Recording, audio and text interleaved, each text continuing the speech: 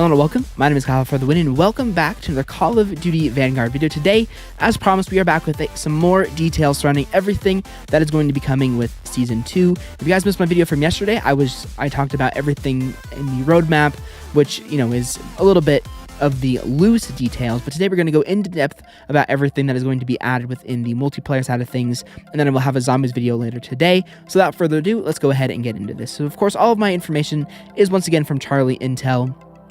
I will leave links down below to the article in the description because this has Warzone stuff in it as well. But again, I'm going to be focusing mainly on multiplayer here in this video. So let's go ahead and get into it. So it says here, Vanguard and Warzone Season 2 content and roadmap revealed, new weapons, maps, modes, and more. Now, this isn't the roadmap article. You can, of course, find the roadmap on here, but this article more of shows you the details about, gives you just some more information about everything that is coming. So it says here, Vanguard's update is scheduled for February 10th at 9 a.m. Pacific time.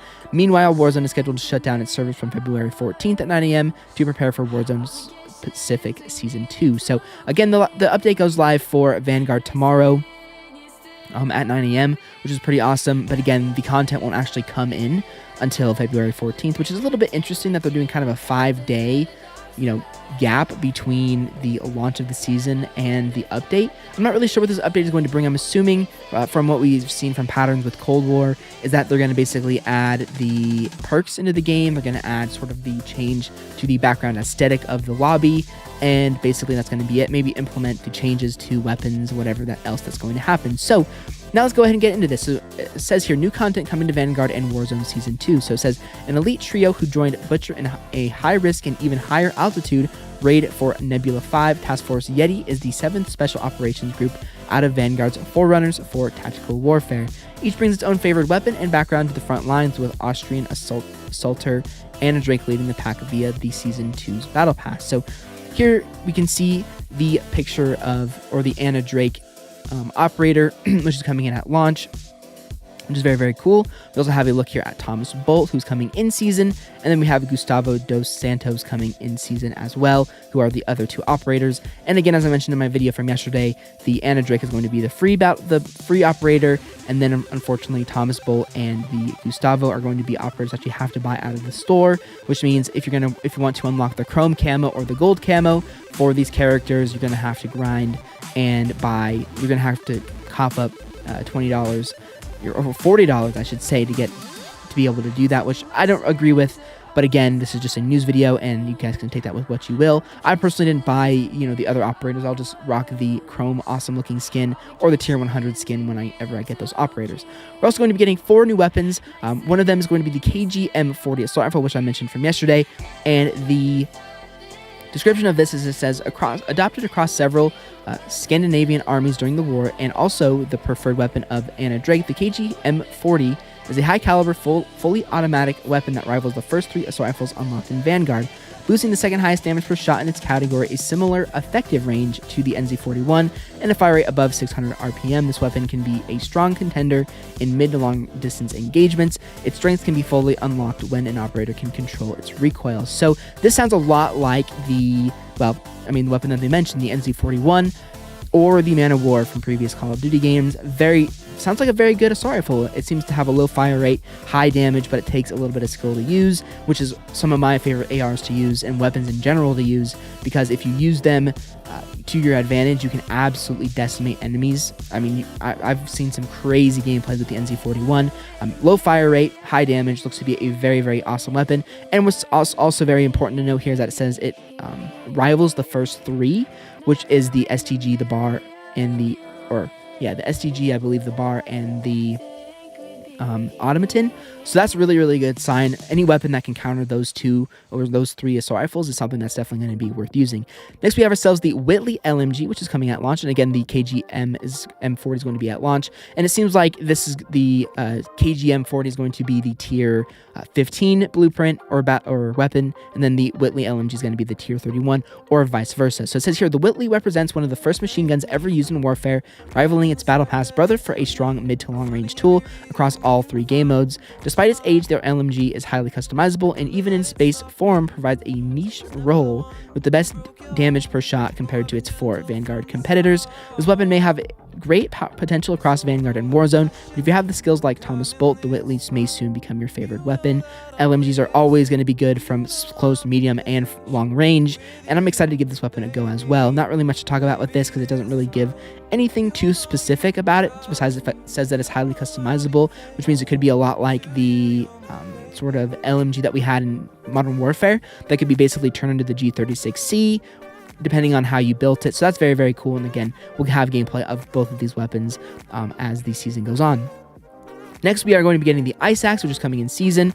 Of course, melee weapon, pretty self-explanatory. I don't really see very many melee-only players here in Vanguard, probably because the time to kill is so high that it makes it very, very difficult. But again, if you like your melee weapons, your melee-only player, there's something very exciting for you there. And then last but not least, we are going to be getting the Armaguera 43 SMG in season, which sounds very, very awesome. You guys know that SMGs are my main playstyle, so I'm really, really excited to give this weapon a go. It says very high fire rate SMG, effective at short to medium range engagements, only produced in small quantities. This advanced submachine gun gave insight into how modern CQB armaments cold function, even though its design was never built upon in decades to follow. Due to its prototypical nature, more research is needed on its available attachments and effectiveness in live fire scenarios.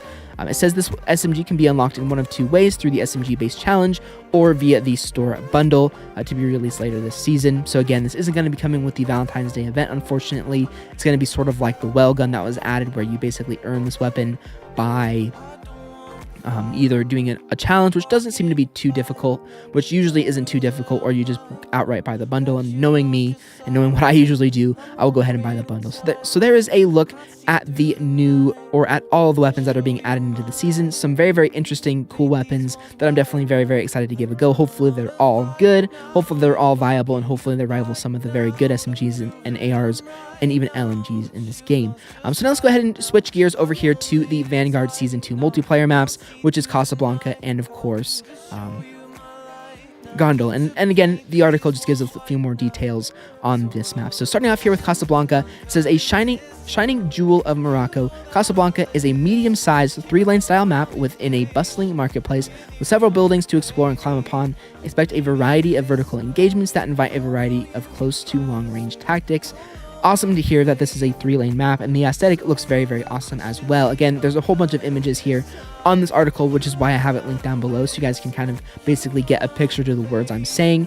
And this map looks very, very cool. As I predicted in the video from yesterday, I was saying this is either going to be a map surrounded or in Africa or in the Pacific, and it looks like Africa. I nailed Africa on the head with this, and it looks very, very cool. It seems to remind me a lot of, I think the map was even called Morocco or something back in Black Ops 4. And based off of what this map describes, it sounds a lot like that map. I don't think it's going to be a remake of that map per se. It's going to be its own original map. But still, sounds very, very cool. And again, I'm excited to play this map on launch day. And then we're also getting the map called Condola, which says, don't look down on this medium-sized 3-lane style map. Take a trip on the gondola to travel above a large gulch and fire a watchtower, but hop off before it rides off the cliff. Operators can also take advantage of the long sight lines this gondola route provides, or head through the power plant and caves for more close quarters battle. Again, so we're getting 2 medium-sized maps, which are okay with me. I don't have any problem with medium-sized map. In fact, I would probably argue that medium-sized maps are actually the maps that I do better on. I mean, for example, the gameplay in the background is on Desert Siege, which is a huge map, of course, but also if I get to the second gameplay, it's on Bocage, which is a medium-sized map to small map. So very much looking forward to this. Either way, there's not one that I'm looking more forward to over the other. I like snow maps, so I guess I'm a little bit more looking forward to Condola, but still very, very excited to give these maps a try. And again, with Paradise, which we had back in Season 1, I actually have faith in Sledgehammer Games to make some good maps, so hopefully these 2 maps are good and they play really, really well. Now jumping in here with Vanguard Season 2 modes, we are getting Ranked Play Beta kicks off during Call of Duty League season. It says here, recently Toronto Ultra bested 11 other elite professional squads at the Call of Duty League's Kickoff Classic.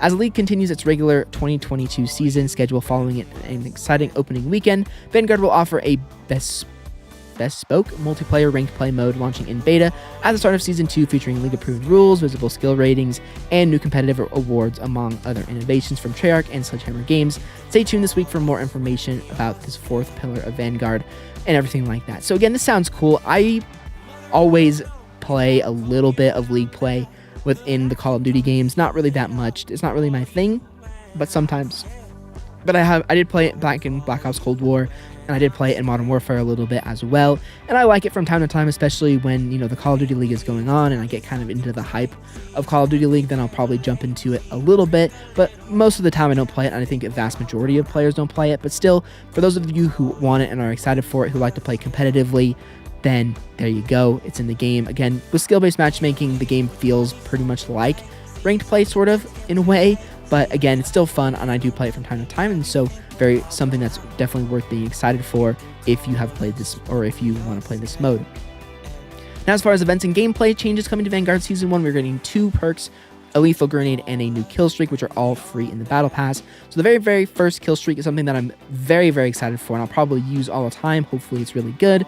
We're going to be getting the return of the ball turret gunner from Call of Duty World War II, and if you guys don't remember this streak, basically you get into a helicopter, or not a helicopter, get into a plane, and you basically rain down hell. It's very cool, very fun kill streak. Hopefully it's really good, and I think it might be higher than local informants. If it's higher than local informants, that would actually be a really good thing, because then you can actually use local informants to actually help you get this kill streak. So I'm very excited for this. It says it describes it. So it says beginning the Season 2 Battle Pass with a bang or multiple across 30 seconds, the ball turret gunner can be activated after achieving a 12 kill streak, just like the attack dogs, which is definitely a writing error because the dogs are a 10 kill streak. Either way, doesn't matter. So this is going to be a kill streak that directly competes with the local informants, which is actually probably going to be a little bit more useful than local informants, to be honest, because again, local informants is the highest kill streak in the game, but it's a little bit useless unless you're going for a V2 because, well, you know, when you have a 12 kill streak that shows all the enemies and it's the highest kill streak in the game, you can't really get anything past that. So this is very cool. Very excited to give this a go, and again, I'll have gameplay on that as well as soon as I possibly can. Next, we're getting the sticky bomb lethal equipment, and thank goodness I am so excited for this. Semtexes are my favorite grenades in Call of Duty history. I really enjoy using them. Well, I guess I shouldn't say history, but over the past few years, Semtexes have been my favorite weapons or favorite lethals to use. So definitely excited to see this back, and it's basically, again, I'm not going to read the description of it because you guys already know what this is. It's basically a Semtex grenade from previous Call of Duty games. You can throw it on a surface and it sticks to it. Very good for objective play. Very good for getting some sneaky kills and everything of that nature, which is very cool. Next, we're getting 2 brand new perks. One of them is called Armory, and it says a direct counter perk to Engineer. Armory is ideal for operators who use more than just their weaponry in combat, namely placeable demolition charges, concussion mines, and placeable field equipment pieces. That's the description of it. So I don't really know what this perk does. It's not really a great description. It doesn't really specifically say what it is, being that not really sure what this is. I guess maybe by using this perk, being that it's a direct counter to Engineer, but if you're using this perk, none of your lethals or tacticals or anything like that will show up on the Engineer, which I guess is a good perk, but again, that's not really a great description. So once we actually get access to it, I will definitely talk about that perk. Next, we have ourselves Mechanic in the perk 3 category, which provides a reasonable buff to field upgrade charge time, making it a must-have for completing challenges related to them or operators who love using them. So this is pretty cool. Again, improves the time for your field upgrades. And then last but not least, we have ourselves a few things coming, including Celebrate Valentine's Day in Vanguard. You know, there's a new event coming, as well as arms race and vehicles, and there's some few new details about arms race to finish this video. So it says an arms race with armored war machines is bigger than infantry combat. It's piloting motorcycles, squad transport vehicles, and tanks en route to destroying enemy bases. This and other features are expected to arrive during Season 2. Sledgehammer Games will release their initial patch notes next week, including weapon balance changes. So that is absolutely everything talking about multiplayer on the multiplayer side of things, and there's a lot of content coming to multiplayer. So many new different things. This new arms race mode seems to sound like War from Call of Duty World War II, which is really exciting. And overall, again, as I said in my last video from yesterday, everything coming with Season 2 sounds really awesome, and I am definitely excited to see what this game has to offer, because again, content looks great, and I'm definitely very excited. So anyways, hopefully you guys enjoyed this video. Hopefully you were able to learn something. Again, the goal of this video was to go a little bit more in depth about the things that are coming. The kill streak isn't actually on the roadmap, I should say.